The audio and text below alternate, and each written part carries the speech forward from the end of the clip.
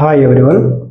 మనం ప్రీవియస్ వీడియోలో తెలంగాణలో ప్రసిద్ధి చెందిన జాతరలు అనే అంశాన్ని ప్రారంభించాం. అందులో భాగంగా మనం అన్ని వీడియోస్ కంప్లీట్ చేసుకున్నాం. అందులో ఈరోజు వీడియోలో కొత్తకొండ జాతర, దీని యొక్క ప్రత్యేకతలు ఏంటి, ఇది ఎక్కడ జరుగుతుంది, దీని ప్రత్యేకతలు ఏంటి, దీన్ని ఎవరు నిర్మించారు, ఇక్కడ ఆ జాతర ఎప్పుడు ప్రారంభమవుతుంది అనే విషయాలు ఈ వీడియోలో నేర్చుకుందాం. మెయిన్గా కొత్తకొండ జాతర అనేది మరి ఎక్కడ జరుగుతుంది అంటే హన్మకొండ జిల్లా భీమదేవరపల్లి మండలం కొత్తకొండ గ్రామంలో ఈ కొత్తకొండ జాతర జరుగుతుంది. ఇక్కడ మరి ప్రధానంగా పూజించబడే దేవుడు ఎవరయ్యా అంటే వీరభద్రస్వామి. వీరభద్రస్వామిని కొత్తకొండ జాతరలో పూజించడం జరుగుతుంది. మరి ప్రత్యేకతలు చూస్తే ఈ కొత్తకొండ జాతర అనేది ప్రతి సంవత్సరం కూడా సంక్రాంతి పండుగలో భాగంగా 7 రోజులు నిర్వహించడం జరుగుతుంది.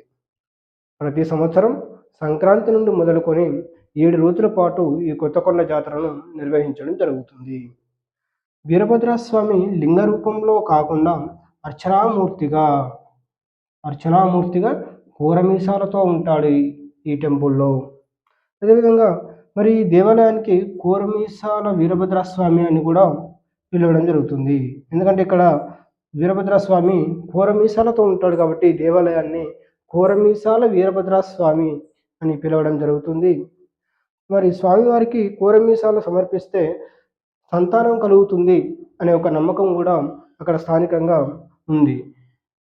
వీరభద్రస్వామికి కోరమీసాలను సమర్పిస్తే సంతానం లేని వారు కోరమీసాలు సమర్పిస్తే వీరభద్రస్వామికి సంతానం కలుగుతుంది అనే ఒక నమ్మకం భక్తులలో ఉంది. కాబట్టి ఇక్కడ ప్రతి సంవత్సరం కూడా ఈ జాతరలో భాగంగా సంతానం లేని వారు ఎవరైతే ఉంటారో వారు దేవుని వీరభద్రస్వామికి కోరమీసాలను చేయించడం జరుగుతుంది.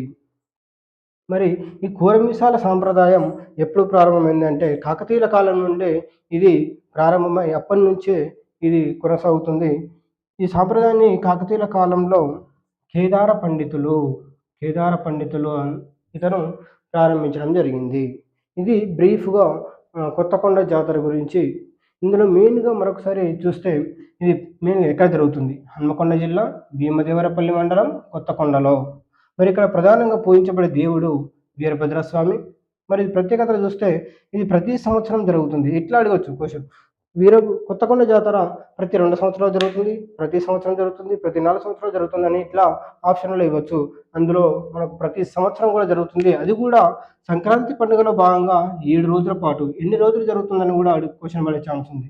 కాబట్టి ప్రతి సంవత్సరం సంక్రాంతి పండుగలో భాగంగా 7 రోజులు నిర్వహిస్తారు.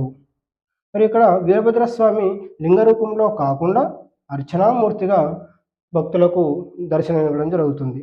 మరి కోరమీసాలు ఉండడం వల్ల ఈ కొత్తకొండ జాతరలోని ఈ దేవాలయాన్ని కోరమీసాల వీరభద్రస్వామి అని కూడా పిలవడం జరుగుతుంది. మరి ఇక్కడ ఒక నానుడు ఉంది. ఏంటి, ఈ వీరభద్రస్వామికి ఎవరైతే కోరమీసాలను సమర్పిస్తారో వారికి సంతాన భాగ్యం కలుగుతుంది అనే నమ్మకం ఇక్కడ జనాలలో ఉంది. కాబట్టి వీరు ప్రతి సంవత్సరం కూడా ఎవరికైతే సంతానం కావాలనుకుంటారో వారు వీరభద్రస్వామికి కోరమీసాలను సమర్పించడం జరుగుతుంది.